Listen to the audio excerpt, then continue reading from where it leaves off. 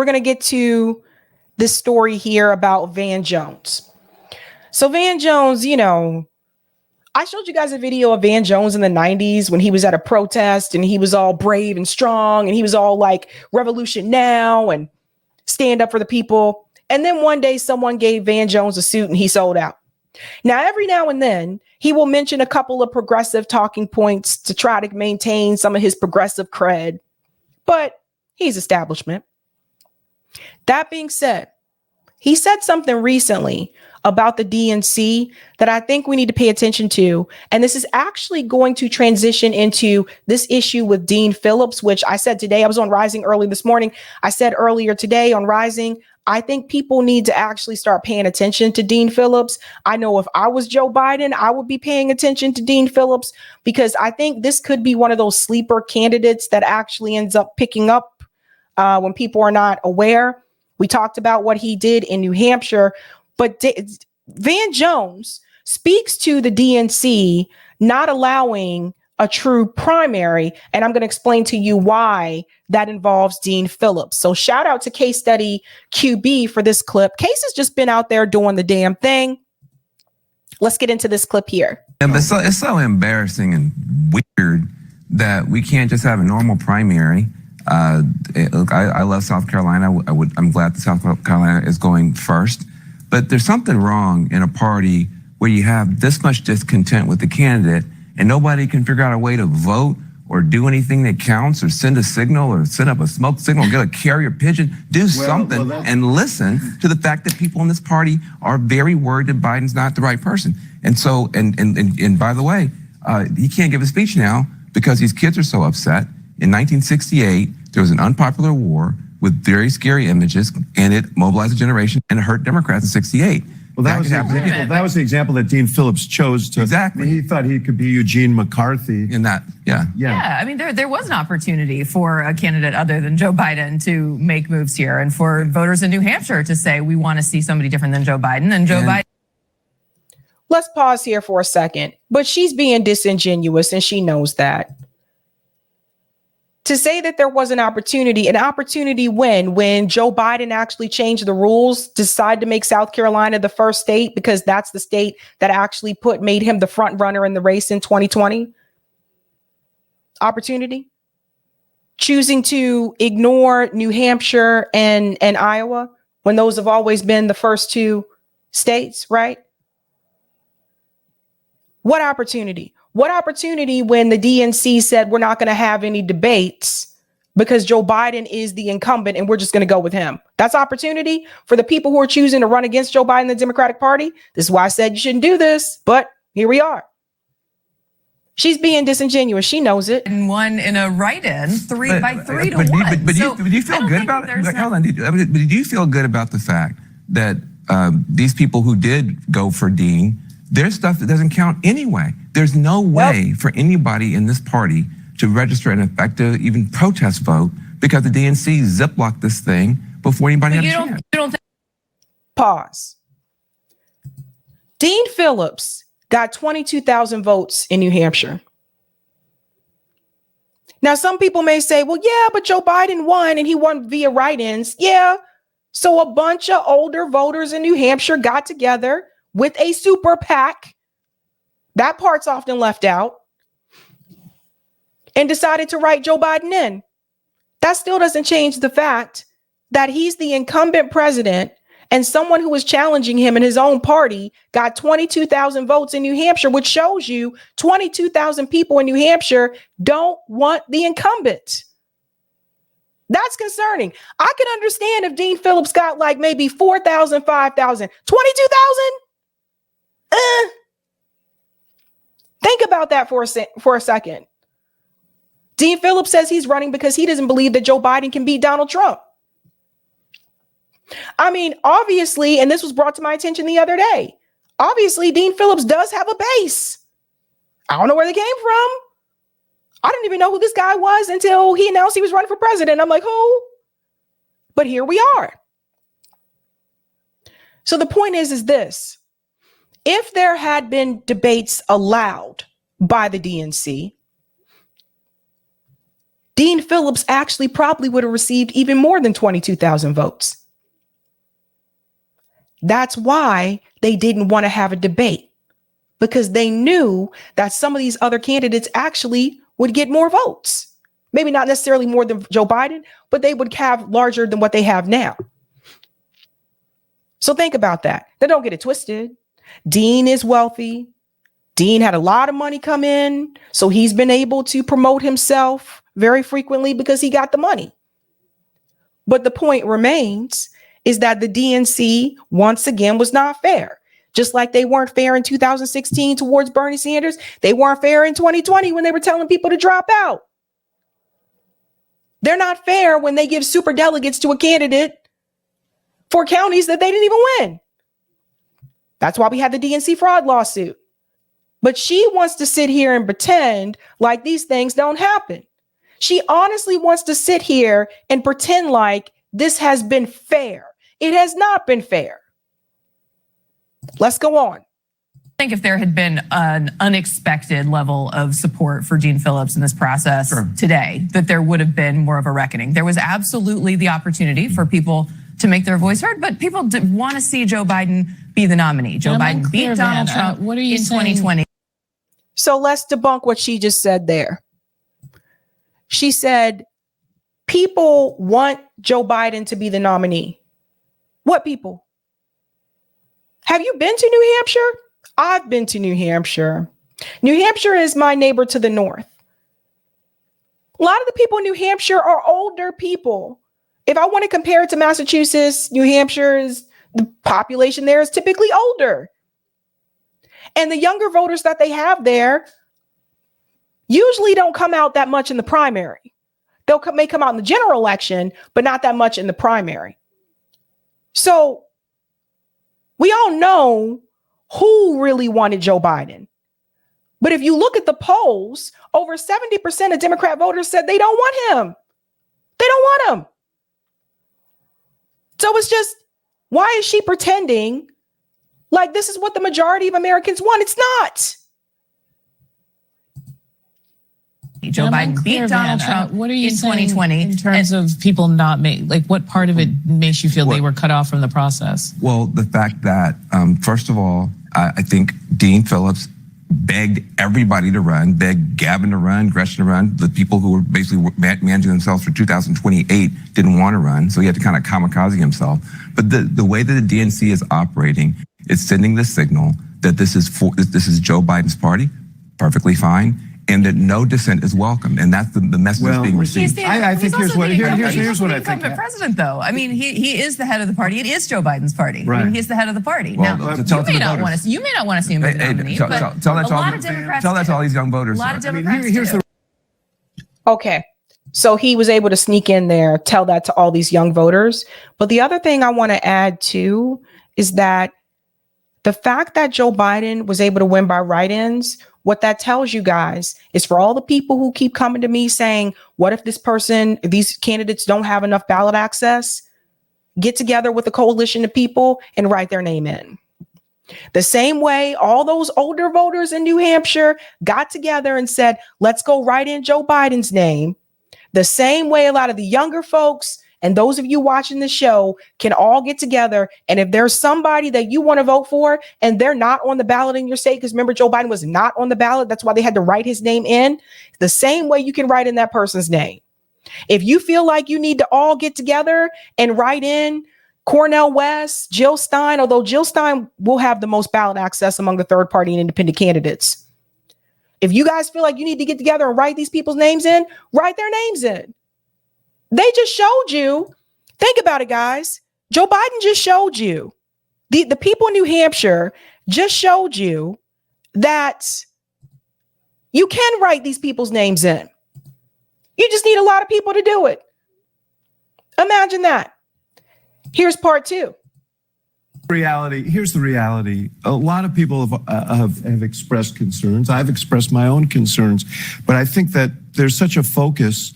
There is affection for Joe Biden and the Democratic Party. Always. But there's also a great fear of Donald Trump. I think that there are a lot of people who thought about running, who quietly thought about running, and thought, I don't want to do something. He's going to be the nominee of the Democratic Party, and I don't want to damage him in that cause. And no, it's called competition, boo. It's called competition. Listen, I played sports growing up, and there was never, like, for me, there was never like oh man, this team has done so well, I'd hate to damage them. No, you go out there and you destroy. Okay, that's just the way it is. It's called competition. It's called being competitive. When I was on the debate team, I wasn't like, oh man, I feel sorry because this girl or this guy has made it all this way. No, you destroy. That's competition. Don't feel sorry one bit. Compete, win, grab the trophy, and you go home. Okay? Those of us that grew up playing sports, we know better. We know better. So we should not sit here and feel sorry for Joe Biden because he is the incumbent. Joe Biden should have done a better damn job as president for the working class people. And you wouldn't even be in this situation right now. so that is the reality of what happened. As long as Joe Biden wanted to run, he was going to be the nominee of the party. But I do. There's always, can I just say really quickly? I mean, look, there's always, historically, there's hand wringing, right? There's always hand wringing around the reelection. There's always concern. I think, Axe, you could speak to concerns in 2012 about Obama's candidacy. Of course, when you're looking. No, I'm sorry. The concerns around Joe Biden for 2024 are nowhere near, the concerns around Obama in 2012 are nowhere near the concerns around Joe Biden in 2024. Obama was not experiencing cognitive decline. Don't get me wrong, he didn't go as far as he should have in reference to policies. He reneged on some of his promises as well, too. But Obama could still speak in public, know where he was. He wasn't falling down the damn stairs. There's things like this, stuff like that. Not the best comparison. At a president who has had 4 years in office and, people have zeroed in on their lines of attack. And, this is not an unprecedented political moment. It does not mean that Joe Biden is in some way historically vulnerable. I don't think that's true. I don't think that's true. But he is historically vulnerable. I don't think that's true. Historically vulnerable. Then why did Democrats overperform in 2022? Why did they overperform? We're talking about 2024, and you and I read the same polls. You know he is historically vulnerable. That doesn't make Donald Trump a world beater, but he ain't getting any younger. And these numbers haven't been getting any better. And you can't fix it. And you might be able to fix some of it with Trump. And that's why you want Trump so bad. You say he's a threat to democracy, but you've been begging to put him on the ballot, which I still don't understand. But he is historically vulnerable for exactly the reasons Van just pointed out. You've got tons of constituencies who are mad about what's been done for them or not done for them. And you've got a bunch of people who don't think he's got the mental capacity to hold the office. It is historic vulnerability in this incumbent. It is also. Yeah. If Joe Biden wasn't a problem, if Joe Biden wasn't a concern, then why do they continue to have these conversations on CNN and MSNBC about how they're worried about Joe Biden? If Joe Biden wasn't having these types of issues, and if he was a shoo-in and they knew for sure he was going to perform well, why do they keep having these conversations? Because they know he is a liability. Because they know he's not a shoo-in. Now, we were talking before about Dean Phillips, and I bring this up again because, like I said, he got second place. He won 22,000 votes. This was right before the New Hampshire primary. It seems that Andrew Yang actually predicted and said, I think Dean Phillips is going to put up a shocking number tonight. Listen to this. Shout out to Case Study QB for doing the damn thing. The Democratic National Committee has said that the Democratic primary here is not relevant or real, and I think that's just nonsense. You're disappointed this year not to have the Democratic primary, and that's why we're doing this, because it's not meaningless like the DNC says. I'm annoyed that the Biden and the DNC people did this because I think they're going to rue the day. See what I told you? I told you it's mainly older voters. New Hampshire, when you look at the population, it's an older state. It's mainly the population is more older people. We'll see if they rue the day in November. Andrew Yang is here. He is campaigning for Dean Phillips, who's a congressman out of Minnesota, taking on Joe Biden and others. Morning to you. Great to be here. New Hampshire primary day. Get jacked up, okay? Is this a good look? I think it's a terrible look for the president. I think Dean Phillips is going to put up a shocking number tonight, and people are going to realize that Democrats here in New Hampshire and around the country don't want a coronation of Joe. They want a real competition and a genuine primary. Here's Dean Phillips on calls to unify behind beating Trump. This is call for number one. I've already asked Cornel West and Jill Stein and RFK Jr. to come into the Democratic primary because we have to unify behind beating Donald Trump. I've said this 18,000 times. I'm only doing this to defeat Donald Trump. Nobody seems to want to do that in the Democratic Party right now, other than me, because Joe Biden can't, is my proposition, because the data says he can't. No one in the country right now cares. In fact, most of the people in the country are going to the Trump rally right now because he's listening to them. So let me just pause there for a second. When he said that he asked Cornel West, Jill Stein, and RFK Jr., first of all, Jill Stein has never ran through the Democratic Party to join him in the Democratic primary. To me, that didn't make any sense because you're not going to receive any delegates. And I wouldn't be surprised if later on Dean Phillips breaks away from the Democratic Party and runs as an independent. I know he had pushback on running as a no labels candidate, but things could change. And I wonder if Andrew Yang would be steering him in that direction, because again, you're not receiving any delegates because the DNC already announced we're not having a primary. So yes, he won 22,000 votes, but he gets 0 delegates because they made that rule. Cornel West and Jill Stein already know how this works. That's why they're not running through the Democratic Party. That's why RFK Jr. left the Democratic Party. So if you can't get Democrats to unify, what is the point of all this? What's great is that we have a process. You're going to find out who the best contender is to take on Donald Trump in November. I agree with Dean. Polls show that Joe Biden is terribly positioned in the fall. He's down by 8 in Georgia, which he won last time. He's down by 8 in Michigan, which he won last time. Having Joe Biden on the ballot against Donald Trump is not the best bet, and I think Dean Phillips is going to make that point tonight. Well, the point he continues to make is that he's young, but he doesn't really discern on policy. And so Peter Ducey had the honors at the White House to ask about that and more. And he went on to win like 22,000 votes. So Andrew Yang, was correct about him putting up shocking numbers. Now I want to go to another part here where Dean Phillips says that Joe Biden is going to get creamed. It's interesting. I haven't heard someone use that word in a long time. It's not one of my favorite words to use. Like, I'm used to people saying they're going to get, he's going to be destroyed or slaughtered. But, the cream, I'm not used to saying or hearing. I haven't heard that in a long time. But listen to this.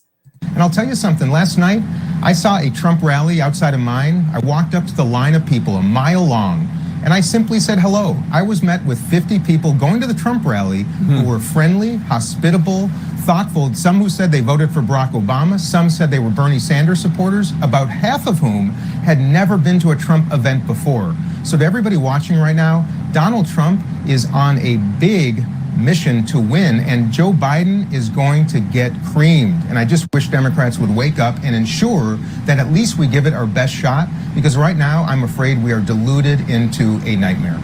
And I'll tell you something.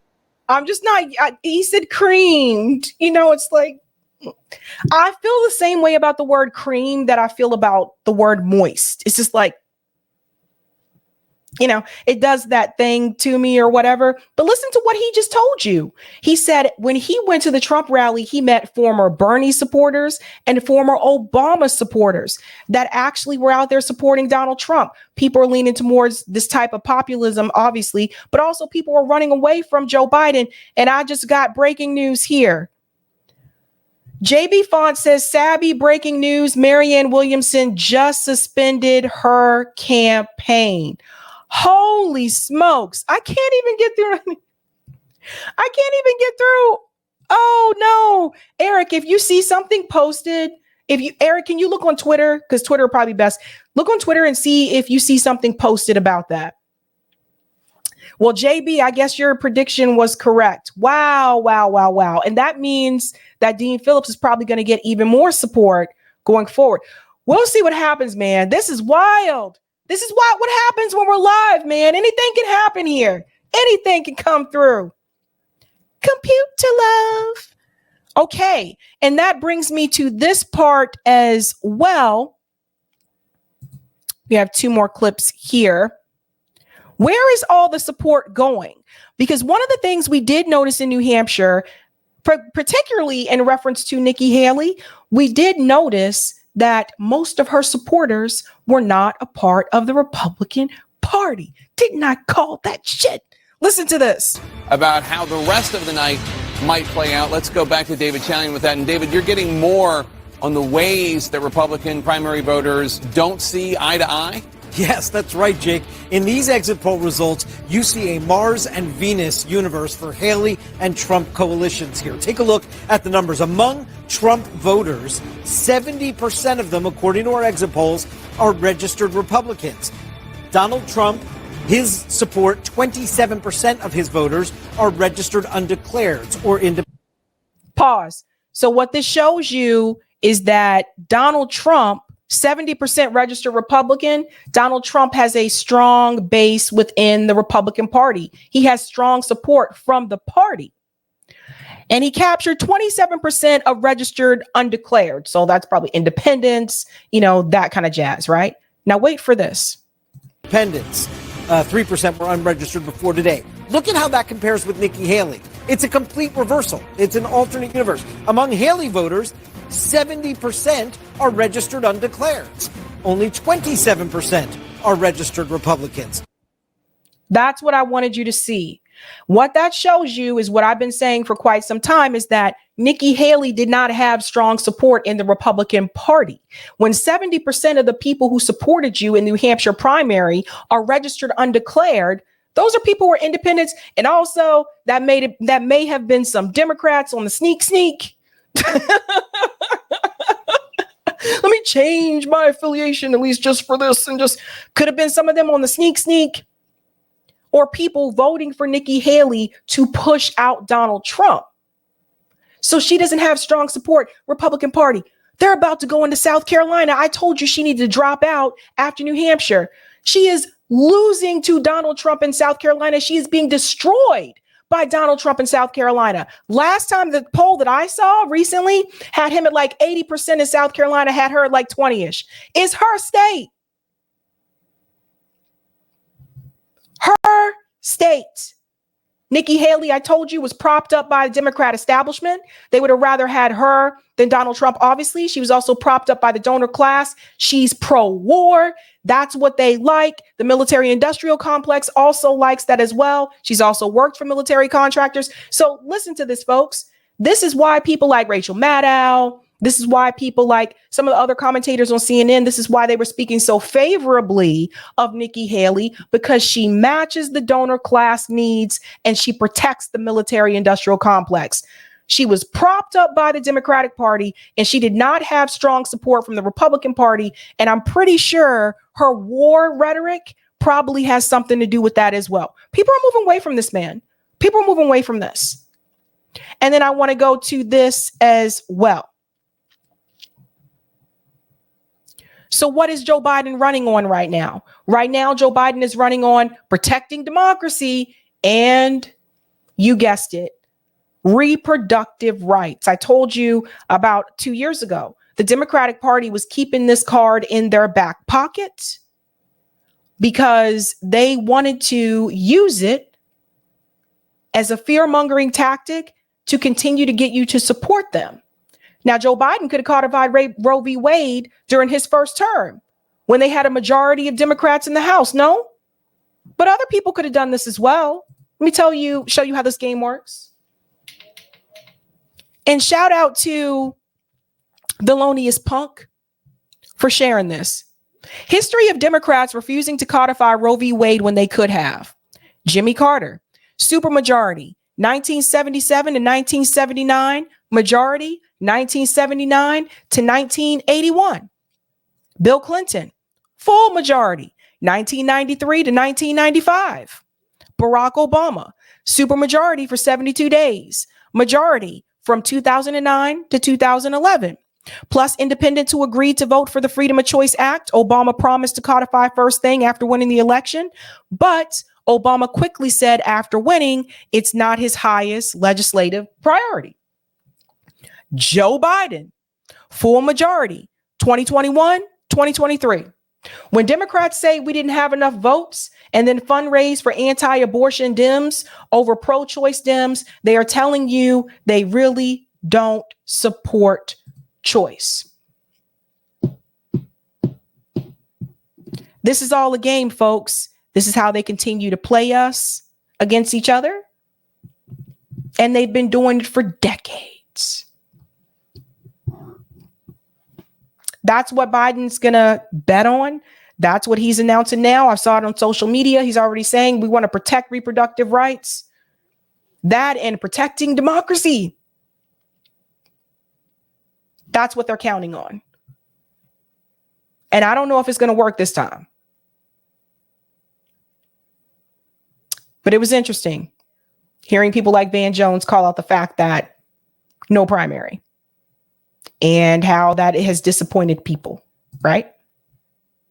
Now, real quick, there seems to be some confusion over the Marianne Williamson thing. I do want to put this up here. Some people are saying, I don't know where this is coming from, but some people are saying she suspended the campaign. Some people are saying she did not suspend the campaign. Again, like I said, I don't know where this started, but here is Simon Etaba. Actually, Simon Etaba. Now he's a journalist. He's a White House journalist. This might be where people are getting it from. He said, breaking, congratulations for fighting hard. Democratic Party presidential candidate Marianne Williamson, who faced blackout from mainstream media in an effort to kill her challenge to President Biden, has ended her presidential run. Congratulations. That may be where people are getting it from, but there are also people, hold on, this is Eric's thing. Political polls also said Marianne has suspended her campaign. But there are also people saying that she has not suspended her campaign. Like when you enter her name. So JB sent me a tweet saying from her account saying it's there it is. Yeah. Look at that one. From her account? Right there, right in front of you. Okay, so she said tonight I was speaking with volunteers about whether or not, to continue my campaign. And unfortunately, the link was shared. I have not said I'm suspending my campaign. I'm simply shared the questions involved, which any candidacy would be dealing with. I was candid about discussing the challenges that a grassroots campaign faces at a moment like this. Believe nothing until you've heard it from me. Okay, so somebody must have linked that conversation. Interesting.